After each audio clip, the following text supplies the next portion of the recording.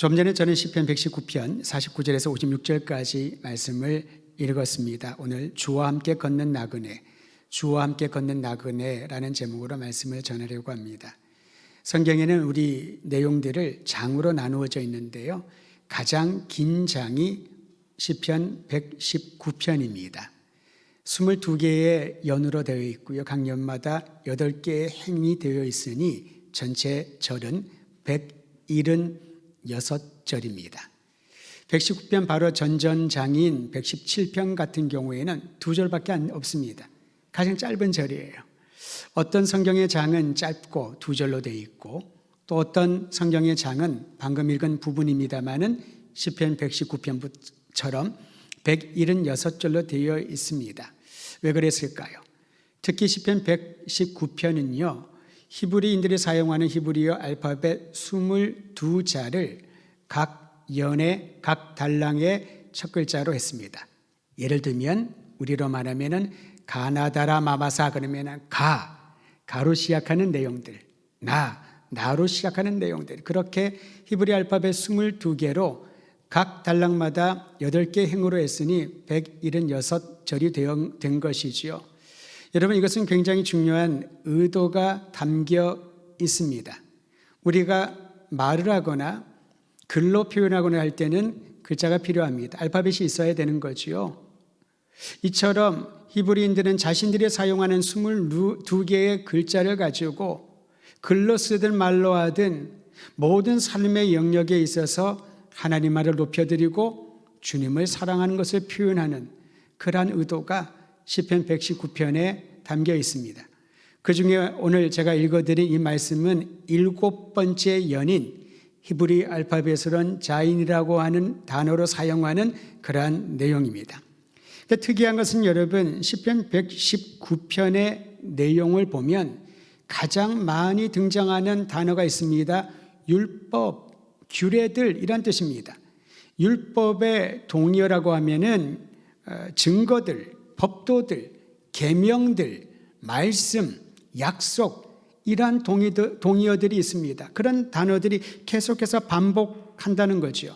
근데 시편 119편의 내용은 비단 그 장만 아니라 시편 전체에 자주 등장을 하는데 그중에 시편 1편 첫 번째 시지요. 복 있는 사람에 대한 얘기를 하면서 기록하기를 주님의 율법을 즐거워하는 것과 그 율법을 주야로 묵상하는 자가 복되도다 라고 말합니다. 주님의 율법을 배우고 묵상하고 즐거워하는 사람이 복되다라는 거죠. 또한 시편 19편만 보더라도 우리 인생을 소성시키고 새롭게 하는 율법의 가치에 대하여 가르쳐 줍니다. 때로 우리는 율법이라고 하면 이 단어가 주는 조금의 무거움이 있지요. 여러분, 법을 전공한 사람들은 그것이 재미있어 하는지 모르겠으나 법을 배워야 된다, 법을 알아야 된다, 조금 골치가 아픈 그런 단어처럼 느껴질 것입니다. 법을 지켜야 된다는 것은 알고 있지만은 법을 공부하고 법을 누구에게 가르쳐 줘야 된다, 이것은 쉬운 일은 아니라는 거죠. 그런데 성경은 이 율법이라는 단어를 왜 이렇게 부담을 줄 수 있는 단어를 반복하여 썼을까요? 시편 기자들은 왜 율법을 즐거워하고 그 율법을 밤낮으로 묵상을 하면서 율법에 따라 살겠다고 다짐을 하고 있는 걸까요? 이 율법이라고 하는 단어는 우리가 생각하는 것처럼 그저 무거움을 주는 단어가 아닙니다. 사람들을 옥죄고 그저 질서 유지를 위한 도구가 아니라는 거지요. 하나님의 이 율법이라고 하는 단어에 담긴 뜻은 가르침, 교훈이란 뜻입니다. 즉 하나님의 뜻을 가르쳐주고 하나님이 우리에게 자녀된 우리들이 어떻게 살아야 할 것인지를 교훈해 주는 것이 바로 율법이라는 겁니다. 여러분, 제가 요즘 정교인 신방을 하고 있지 않습니까? 교인들의 가정에 가면 아이들과 함께 예배를 드릴 때도 있고요. 아이들이 다 장성한 경우에는 이제 부부와 함께 우리 사역자들이 예배를 드리는 경우들이 있습니다. 간혹 어린아이들이 예배를 드리는 거 보면은 정말 놀랍습니다. 예배를 제대로 잘 드리는데요. 그거는 긴 시간은 아니지만 짧은 시간에 어린아이들이 예배 드리면 제가 예배 시간을 많이 단축을 합니다. 혹시 짧은 예배를 원하시면 애들을 다 데리고 와서 예배를 드리시면 돼요. 근데 짧지만 애들한테는 긴 시간이에요. 용어도 어렵고요. 찬송도 어렵고 얼마나 익숙하지 않은데 아이들이 예배를 드립니다. 나중에 대화를 하다 느껴보면은 이 부모님들이 아이들을 정말 잘 양육을 하는데 그 양육하는, 본인들은 그냥 대화를 하지만 저는 그들이 갖고 있는 양육의 마음과 정말 소중한 것들을 아이들에게 가르쳐 주는구나. 하나님의 율법이 바로 그런 역할을 한다는 거지요. 주님의 뜻을 알고 싶지 않습니까? 주님의 뜻을 따라 살겠다고 하는데 정말 우리는 뜻이 무엇인지를 모릅니다. 왜 그럴까요? 하나님의 가르침을 듣지 않기 때문에, 주님의 교훈에 대하여 귀 기울이지 않기 때문에, 기록된 하나님의 말씀인 성경이나 선포된 말씀인 설교나 또는 말씀, 육신이 되어 말씀이 되신 우리 가운데 임하신 예수님에 대한 생각들이 우리 일상에서는 너무나도 저 구석탱이로 비켜놓았기 때문에 하나님의 말씀이, 주님의 율례가 우리에게는 아무런 영향을 주지 못하는 것입니다. 그래서 그런지 시편 기자들은 하나님의 율법, 즉 하나님의 뜻을 배우고 하나님의 교훈을 배우고 또 자녀들에게 가르치는 것을 굉장히 중요하게 여겼던 것입니다. 오늘 우리가 읽지 않았습니다만 여러분 시편 119편의 몇 절을 제가 인용해 드릴 텐데요. 한번 들어보시길 바랍니다. 119편 12절입니다. 찬송을 받으실 주 여호와여, 주의 율례들을 나를 가르치소서. 하나님의 율례들은 나에게 가르쳐달라고 간청합니다. 19절에 보면요, 나는 땅에서 나그네가 되었사오니 주의 계명들을 내게 숨기지 마옵소서. 나그네와 같은 인생을 살아가면서도 하나님의 계명, 하나님의 말씀, 하나님의 율례들을 알고 싶은 열망이 가장 컸던 것입니다. 또한 64절에 보면 기록하기를 여호와의 주의 인자하심이 땅에 충만하였사오니 주의 율례들로 나를 가르치소서. 이 세상에 살아가려면 여러분 많은 것들을 배워야 됩니다. 우리 젊은이들이 자격증을 많이 따잖아요. 또 나이가 있는 분들도 자격증 따는 것에 시간과 재정과 열정을 쏟아붓는 이들이 있습니다. 왜 그게 필요할까요? 그런 지식과 전문성이 있어야 일을 할 수 있는 자격이 구비된다고 생각하기 때문이지요. 그런데 우리가 신앙생활하면서 얼마나 자주, 얼마나 많은 사람이 주님의 율례들을, 주님의 뜻을, 주의 말씀을 저에게 가르쳐 주소서. 내가 무슨 일을 하든지 그 일을 결정하고 행할 때에 하나님의 말씀, 주님의 뜻에 부합하게 하고 싶습니다. 나에게 주님의 율례들을 가르쳐 주시옵소서. 이렇게 기도를 안 한다는 겁니다. 저는 오늘 우리의 기도와 우리의 일상이 바뀌어지길 바랍니다. 무슨 일을 하든지 어떤 상황 가운데 누구를 만나든지 주님 주의 율례를 나에게 가르치소서. 내가 하나님의 뜻을, 주님의 교훈을 배우기를 원하나이다. 그래야 그 사람의 인생을 통하여 주님의 영광이 나타나게 될 줄 믿으시기를 바랍니다. 그런 면에서 성경은 하나님의 가르침이요 교훈인 율법을 따라 사는 것이 사람의 지혜라고 말합니다. 다시 말하면 성경적인 경건의 뿌리는 하나님의 말씀인 것입니다. 성경적인 지식을 얼마나 많이 알고 있는가가 아니라 하나님의 말씀을 따라 내가 살아가고 있는가. 이 세상을 바라볼 때 성경적인 세계관과 가치관을 가지고 이 세상에 일어나는 일들을 바라보고 해석하고 움직이고 있는가. 하나님의 말씀이 우리의 삶의 신앙의 뿌리인 줄을 알고 그 말씀에 귀 기울이는 우리 성도들 되기를 바랍니다. 특히 시편 119편은요 하나님과 그의 백성 사이의 관계에 대하여 말해줍니다. 하나님이 순종과 믿음을 요청하시지요. 하나님의 뜻에 순종하여라, 믿음을 가져라, 주님을 신뢰하여라.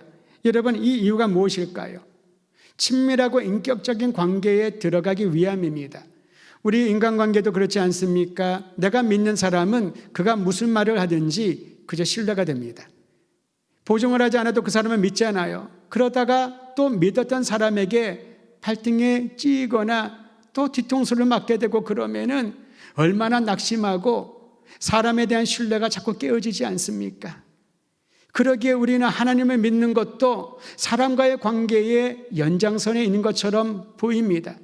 하나님을 신뢰하지 못하는 이유 중에 하나가 사람으로부터 받은 세상살이에서 경험한 배신과 버려짐에 대한 기억이 아닐까 싶습니다. 그러나 성경은 우리에게 하나님이 어떤 분이신지, 주님이 얼마나 우리를 만나길 원하시는지 친히 찾아오셔서 여러분과 저의 마음의 문을 열고 들어와 주인이 되어주시고 이제는 주님과 함께 영원토록 살기를 원하고 계심을 여러분 믿으시기를 바랍니다. 인생은 나그네라고 하지요. 오늘 본문에서도 여러분 눈에 띄는 구절이 54절인데 거기에 나그네라고 하는 것이 기록되어 있습니다. 우리 함께 시편 119편 54절 말씀만 함께 읽도록 하겠습니다. 시작. 내가 나그네 된 집에서 주의 율례들이 나의 노래가 되었나이다. 나그네가 되었다. 나그네 된 집에서, 나그네 된 인생을 말합니다. 여러분, 나그네에게는 자신이 영구 거주할 집이 없습니다. 자기의 이름으로 등재된 집이나 처소가 없을 겁니다. 그래서 그 나그네라고 하는 말이 주는 의미는 굉장히 호젓하고 외롭고 쓸쓸해 보입니다. 우리가 나그네처럼 산다면 뭘 원할까요? 안정된 집, 안정된 가정, 안정된 직장, 걱정하지 않고 자녀들과 함께 가족들이 행복하게 살 수 있는 그러한 환경들을 원하지 않을까요? 그런데 이 나그네는요, 시편 기자가 노래한 이 나그네는요, 나그네된 생활을 하면서 주님의 율례들을 노래하며 감사했다라고 말합니다. 실제로 여러분, 나그네 인생은 우리 모두가 경험하는 실제 아니겠습니까? 아무리 붙잡으려고 노력을 해도 시간은 속절없이 지나갑니다. 그렇다 보니 사람들은 누구나 인생은 짧고 허무하고 공허하다라는 것을 습관처럼 내뱉기도 합니다. 나그네는 유한하고 덧없는 인생을 가장 잘 표현하는 단어입니다. 그저 쓸쓸합니다. 그렇지 않습니까? 여러분 어떻습니까? 어떠한 인생을, 자기의 인생을 어떻게 표현할 수 있을까요? 내 인생이 나그네 같다, 쓸쓸하다, 외롭다, 그저 내 인생의 의미를 정확하게 말하기 어렵다라고 할 때 그렇게 표현할 것 같습니다. 오래전에 불렀던 노래입니다만은 간혹 요즘 TV에서 이 노래들이 흘러나오기도 하고요. 사실 저는 유행가를 가사를 잘 몰랐습니다. 근데 최근에 들어서 예전에 그 유행가들의 가사들이 조금 들려지기 시작을 해요. 오늘 나그네 된 인생을 함께 묵상하라며 말씀을 준비를 하다가 오래전에 멜로디는 알지만 가사는 몰라서 가사를 찾아본 내용이 있습니다. 이미 고인이 된 최희준 선생이 불렀던 하숙생이라는 노래입니다. 혹시 제가 이 가사를 불러주실 때에 자신 있는 분들은 콧노래로 흥얼흥얼 하셔도 될 것 같기도 합니다. 가사는 이렇습니다. 인생은 나그네 길, 어디서 왔다가 어디로 가는가. 구름이 흘러가들 떠돌다 가는 길에 정일랑 두지 말자, 미련일랑 두지 말자. 인생은 나그네 길, 구름이 흘러가들 정처 없이 흘러서 간다. 나그네가 어떤 인생인지를 잘 묘사하고 있지요. 이제는 더 강하게 표현합니다. 인생은 벌거숭이, 빈손으로 왔다가 빈손으로 가는가. 강물이 흘러가듯 여울져 가는 길에 정일랑 두지 말자, 미련이랑 두지 말자. 인생은 벌거숭이, 강물이 흘러가듯 소리 없이 흘러서 간다. 우리에게 익숙한 유행가 가사이니까 이게 유행가구나 알겠지만은 만약에 우리가 모르는 상태에서 이 글을 읽는다면은 굉장히 인생에 대하여 깊이 있는 사람의 시처럼 들릴 겁니다. 저는 몰랐던 유행가 가사들이 이처럼 서정적이고 철학적인 흔적이 있는지를 새삼 느끼게 됩니다. 그렇다고 제가 유행가를 즐겨 부르지는 않습니다. 사랑하는 성도 여러분, 나그네라는 이 인생은요, 개인의 야망이나 탐욕이야말로 허상인 것을 깨닫는 삶입니다. 나그네에게는 아무 고난이 없지 않습니까? 한 곳에 정착하지 못하는 외인과 이방인과 같은 존재가 나그네입니다. 그러니까 쓸쓸해 보이는 거지요. 때로는 애처롭고 고달파 보입니다. 그런데 나름대로 나그네를 살아가는 이들은 그나마 멋있는 인생일 수 있다라고, 그러다 보니 미련도 두지 말고 정도 두지 말고 그저 강물이 흘러가든지 흘러가다 보면은 우리의 인생은 소소한 행복을 느끼며 살아간다. 그런 내용 아니겠습니까? 그러면 동일한 의미에서 성경은 나그네를 말할까요? 여러분, 동일한 단어 나그네를 쓰고 있지만은 성경의 나그네는 정처 없이 흘러가는 삶이 아닙니다. 그저 정도 미련도 두지 않고 사람들에게 연연하지 않는 인생 무상을 노래하는 그러한 삶이 아니라는 것이지요. 물론 물리적인 시간을 흘러가면 흘러갈수록 아쉬움과 후회를 남깁니다. 그러다 보니 사람들이 이루어질 수 없는 질문 하나 봅니다. 만약에 10년 전으로 돌아간다면, 만약에 30년 전으로 돌아간다면 똑같은 결정을 하겠습니까? 이루어질 수 없는 일이지만은 그런 얘기를 한다는 것은 아쉬움이 있다는 거지요. 후회가 된다라는 그러한 말일 것입니다. 성경에는 여러분 그러한 어떠한 생각들이나 그러한 가능성을 전혀 말해주고 있지 않습니다. 왜냐하면 하나님 앞에 서 있는 사람에게는 시간은 속절없이 흘러가고 후회와 아쉬움이 남는 그러한 영역이 아니라 찰나의 순간이라도 하나님 앞에 서 있는 사람은 결코 놓칠 수 없는 무의미한 시간이 아니기 때문에 저는 그래서 오늘을 살아가는 그리스도인이 되기를 주의 이름으로 도전하는 것입니다. 과거를 돌아보는 이유가 있다면 한 가지입니다. 하나님이 베푸신 은혜에 감사하기 위하여. 그리 아니하실지라도 내가 원하는 것이 이루어지지 않더라도 그래도 지금까지 오늘까지 주님께서 나를 보호해 주심에 감사하기 위하여 우리는 과거를 돌아보고요. 미래를 앞서 본다는 거 하는 것은 내가 희망하는 것들로 그저 꿈꾸면서 꿈을 먹고 사는 것이 아니라 오늘의 충성을 다하기 위하여 신실한 오늘을 살기 위하여 우리는 미래라고 하는 희망을 꿈꾸어 보는 것입니다. 왜냐하면 오늘 성실하지 않으면 우리에게 내일은 없거든요. 많은 경우에 우리는 내일 이거 하겠다라고 내가 모든 여건이 좋아지면 주님을 더 섬기겠다고 말을 하지만은 그 내일이 나에게 올지 안 올지는 아무도 모르지 않습니까? 그래서 우리는 희망을 붓고 오늘 성실히 살아가는 것입니다. 시편 기자는 하나님과 함께하는 나그네가 되기를 간절히 소망했습니다. 그저 아무것도 안 하다 보면 나그네 인생을 사는 것이 아니라 하나님과 함께하는 나그네가 되기를 간절히 기도했다는 겁니다. 시편 16편 8절 제가 읽어드립니다. 내가 여호와를 항상 내 앞에 모심이여 그가 나의 오른쪽에 계심으로 내가 흔들리지 아니하리로다. 여러분 한번 상상해 보십시오. 우리가 걸어갈 때 주님이 보조를 맞추어 걸어가신답니다. 나의 오른편에 계셔서 주님께서는 우리를 지키시고 보호하시고 넘어지면 일으켜주시고 상하고 아픈 눈물을 주님이 닦아주신다는 거지요. 저는 이라는 위로의 능력을 모두가 경험하기를 바랍니다. 시편 39편 12절도 말합니다. 여호와여 나의 기도를 들으시며 나의 부르짖음에 귀를 기울이소서. 내가 눈물 흘릴 때에 잠잠하지 마옵소서. 나는 주와 함께 있는 나그네며 나의 모든 조상들처럼 떠도나이다. 모든 조상들처럼 떠도나이다. 그런데 여러분 이 나그네 인생에 시편 기자가 간절히 경험하기를 원했던 것은 주와 함께하는 나그네 인생을 살기를 원합니다 라는 거죠. 함께 걸어가는 우리의 동력자들 식구들은 언젠가 떠나가게 될 겁니다. 내가 떠나갈 수도 있겠고요.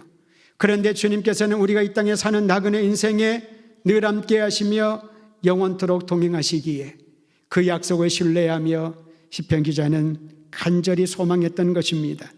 오늘 본문 말씀에서 하나님과 함께하는 나그네의 삶에 대하여 몇 가지를 배웁니다.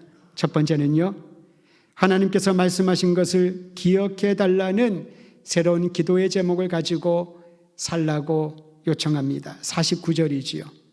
사실 여러분 세상에서 치열하게 살다가 우리가 얼마나 힘듭니까? 본인이 이루고 싶은 것을 성취해서 만족감도 있기도 하지만은 그것보다도 낙심할 때가 더 많이 있을 겁니다. 마음 먹는 대로 되지 않은 일들이 더 많이 있고요. 그러나 그때마다 하나님의 말씀은 우리를 위로해 주시고 소망을 주신다고 말합니다. 그러기에 시편 기자는 오늘 49절에서 이렇게 말합니다. 주님의 종에게 하신 말씀을 기억하소서. 우리에게 주시는 말씀이 있다는 거지요. 회복의 말씀, 치유의 말씀, 갱신의 말씀, 구원의 약속의 말씀, 영원토록 동행하시겠다는 그 놀라운 주님의 약속 말씀 말이죠. 주님 그 말씀을 기억하소서. 하나님은 잊어버리시는 분이 아닙니다. 하나님의 시간이 지나면 그것을 없는 것처럼 우리를 대하는 분이 아니라는 거지요. 그럼에도 불구하고 주의 하신 말씀을 내가 기억하게 하소서, 주의 말씀을 기억하소서라고 하는 것은 하나님에 대한 자신의 믿음을 되새기기 위함입니다. 저에게 개인적으로는 중요한 결정을 할 때마다 하나님이 주시는 특별한 말씀이 있습니다. 때로는 그 말씀이 강하게, 때로는 반복해서, 때로는 희미해 보이지만은 시간이 지나가면서 또 뚜렷하게 보일 때가 있습니다. 선교지에 갈 때도 그러하였고요, 한국에 들어올 때도 그러하였고, 대전에 함께 신앙생활하기 위하여 내려올 때도 그러하였고, 지금도 그러합니다. 그때마다 이 기도를 함께 하나님께 드리기를 원하지요. 하나님, 나에게 하신 말씀을 기억하소서. 다시 말하면 주님을 향한 나의 신뢰와 믿음이 흔들리지 않게 하소서. 우리는 머리로는 압니다. 믿음을 가져야 된다라고. 우리는 생각으로는 분명히 압니다. 하나님이 나를 지켜주신다고. 그러나 그것을 경험하지 않는다면은, 그것을 믿음으로 선포하지 않는다면은 우리의 신앙은 어려움이 닥치면은 그저 꺼져버리는 촛불과 같지 않을까 싶습니다. 사랑하는 성도 여러분, 우리는 연약하지만은 보호막을 쳐주시고 갈 길이 친히 보여주시는 하나님의 말씀을 주님께서 기억하시고 우리와 함께 하심을 믿고 날마다 주님 의지하고 나그네 인생을 걸어가시기를 바랍니다. 두 번째로 50절에 보면요, 하나님이 내 생명의 근원이라는 사실을 가르쳐 주시고 위로를 받습니다. 나그네 인생을 통하여 배울 아름다운 교훈이지요. 나그네 여정은 예기치 못한 숱한 고난을 겪으면서 험난한 세월을 보낼 수밖에 없습니다. 손이 거칠어지고 피부가 거칠어지고 온 삶의 흔적들이 험난한 세월을 말해주지 않습니까? 때로는 정직하고 겸손한 사람들이 교만하고 건방진 사람들로부터 조롱거리가 될 때도 있습니다. 하나님을 알지 못하는 악한 자들로 인하여서 우리의 가슴에 분이 차오를 때도 있지요. 불의한 자들이 득세하고 선하고 의로운 자들이 어려움을 겪는 것을 보게 되면은 가슴이 먹먹할 때가 한두 번이 아닙니다. 주님, 왜 이대로 두시나요? 주님, 왜 아무것도 안 하시나요? 그런 생각이 한탄이 생기지 않을까요? 그런데 여러분, 그런 상황 가운데서도 오늘 말씀해 보니 시편 기자는 하나님의 말씀을 떠나지 않겠다라고 말합니다. 눈앞에 펼쳐진 상황은 어렵지만은, 수많은 사람들이 나를 헐뜯고 조롱하지만은, 아무리 노력을 해도 문이 열리는 것처럼 답답한 상황이지만은 바로 그 현장 그 자리에서 이 시편 기자는 이렇게 고백합니다. 나는 주님의 말씀을 그래도 떠나지 않겠습니다. 이게 믿음입니다. 겨자씨만한 믿음이라도, 주님, 나는 영적인 경험도 부족합니다. 신앙의 연수도 짧습니다. 저는 우리 가족 중에서 처음으로 예수 믿는 사람입니다. 어느 누구도 나를 위하여 기도를 해줄 사람도 없습니다. 그러나 나는 살아계신 하나님이 나의 아버지이신 줄, 나의 구원자이신 줄을 믿고 주님의 말씀을 붙들겠나이다. 구원의 말씀, 내가 너를 사랑한다라는 주님의 그 약속의 말씀을 떠나지 않겠나이다. 그로부터 믿음의 역사가 열매가 맺혀지게 될 것입니다. 세 번째로, 하나님의 말씀은 고통 중에 위안을 주고요, 절망 가운데 빠져 있는 이들에게 희망을 준다는 사실을 나그네 여정을 통하여 배우게 된다는 겁니다. 오늘 말씀 54절을 한 번 더 읽도록 하지요. 같이 읽습니다. 시작. 내가 나그네 된 집에서 주의 율례들이 나의 노래가 되었나이다. 그렇습니다. 여러분, 주님의 율례들이, 주님의 말씀과 교훈들이 나의 노래가 되었나이다. 여러분, 시편에 있는 말씀 기억하지요? 나의 입술의 모든 말과 나의 마음의 묵상이 주님께 연락되기를 원합니다. 우리에게 임한 하나님의 말씀은 이제 주의 종들의 입술과 삶을 통하여 하나님께 올려드리는 찬양이 되고 기도가 되는 것이지요. 간 어떤 분들이, 목사님, 저는 기도를 잘 못해요. 기도를 잘 못하는 것이 아니라 기도에 대한 개념과 생각이 달라서 그렇습니다. 어떤 기도가 잘하는 기도일까요? 다양한 어휘를 쓰고 많은 사람들에게 감동을 줄 만한 기도가 잘하는 기도일까요? 그렇지 않습니다. 하나님이 받으실 만한 기도, 어린아이가 기도하는 그 기도를 왜 소중하고 능력이 나타난다고 할까요? 그 어린아이의 순진한 기도를 하나님은 다 받으시기 때문에 오히려 우리가 꾸미고 아름답게 포장한 그 기도는 하나님께 받아들이는데 조금의 시간이 필요할지도 모르겠습니다. 왜냐하면 주님은 중심을 보시는 분이기 때문에 치장하는 외모나 화려한 그런 언변이 아니라 애끓는 마음으로 주여 우리를 도우소서. 주님의 말씀이 내 노래가 되기를 원합니다. 이 외롭고 쓸쓸하고 고통스러운 길을 걸어갈지라도 주님이 나와 함께 하시면은 저는 그것으로 만족하나이다.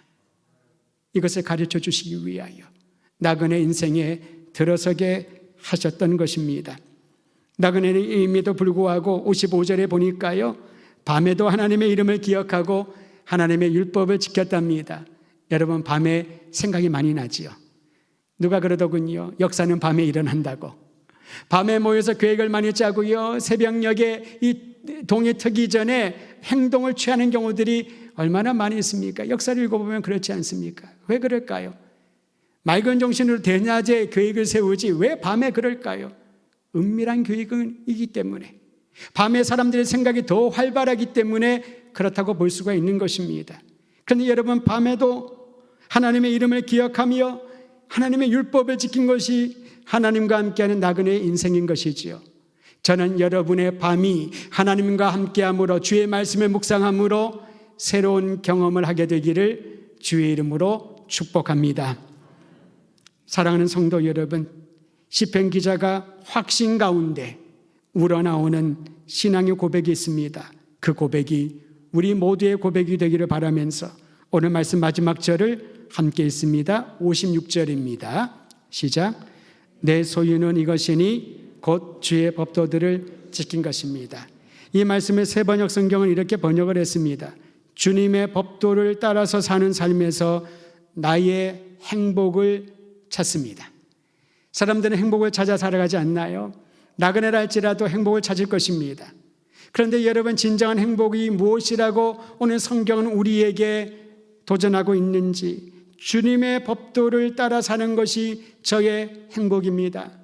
내가 가지고 있는 건, 내가 자랑할 만한 나의 소유는 하나님의 법도들을, 주님의 말씀들을 지키며 사는 것입니다. 여러분, 인생의 시간이 지나가고 이제 성숙한 나이가 되면은 자신이 걸어온 길을 한 번씩 이렇게 점검해 보는 것 같습니다. 저도 매일은 아니지만은 사역 일지를 쓰는데요. 사역 일지를 쓰면은 12월 31일 날, 그 해의 1월 1일부터 31일까지를 한번 다시 쭉 읽습니다. 읽어보면은 그 당시에 기도의 제목과 상황들과 성도들의 마음에, 삶에 찾아왔던 여러 가지 그런 것들이, 내용들이 다시 한번 떠오르게 됩니다. 우리는 살아가면서 뒤를 돌아보며 하나님의 은혜를 구해야 된다고 했지만은, 그런 살아가면서 아쉬움이 분명히 남을 거란 거지요. 그럼에도 불구하고 다시 옷깃을 여미고 마음을 다잡고 다시금 나그네 길에 들어설 수 있는 것은 여전히 하나님이 우리와 함께 하시기 때문에, 어제도 함께 하셨고 오늘 지금도 함께 하시고 영원토록 함께 하시는 하나님과 동행하는 걸음이라면은 나그네는 인생을 통하여 주님의 율례를 노래하며 주님의 영광을 위하여 살아가지 않겠습니까? 오늘 이 놀라운 은혜가 우리 모든 성도들에게 차고 넘쳐나기를 주의 이름으로 축원드립니다.